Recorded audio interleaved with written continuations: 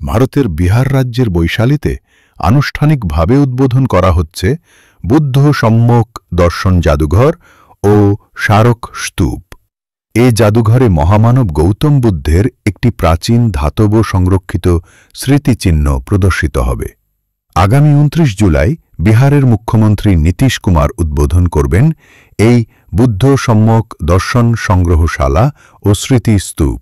বিহারের ঐতিহাসিক বৈশালী জেলায় অবস্থিত এই নতুন স্থাপনা বৌদ্ধ ধর্মাবলম্বীদের জন্য এক গর্বের কেন্দ্র হয়ে উঠছে।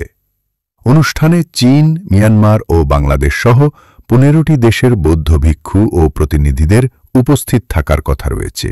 এই আধুনিক স্থাপনার প্রথম তলায় স্থাপিত হবে গৌতম বুদ্ধের পবিত্র স্মৃতিচিহ্ন। সংগ্রহশালা ও স্তূপে থাকবে বুদ্ধের জীবন, দর্শন এবং বৈশালীর ঐতিহাসিক গুরুত্ব তুলে ধরার বিভিন্ন উপাদান। বিশেষজ্ঞদের মতে এই প্রকল্প আন্তর্জাতিক বৌদ্ধ পর্যটনের জন্য বৈশালীকে একটি গুরুত্বপূর্ণ গন্তব্য হিসেবে গড়ে তুলবে। পাশাপাশি ভারতের বৌদ্ধ ঐতিহ্য ও সংস্কৃতি বিশ্ব দরবারে আরও দৃঢ়ভাবে উপস্থাপন করা সম্ভব হবে। এই সংগ্রহশালা শুধু পর্যটকদের নয়, গবেষক, শিক্ষার্থী ও ভক্তদের জন্য একটি জ্ঞান ও অনুপ্রেরণার কেন্দ্র হিসেবে কাজ করবে।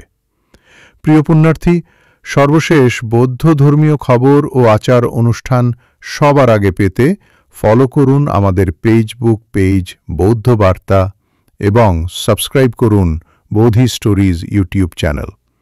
ভিডিওটি শেয়ার করে সবাইকে দেখার সুযোগ করে দিন। ধন্যবাদ।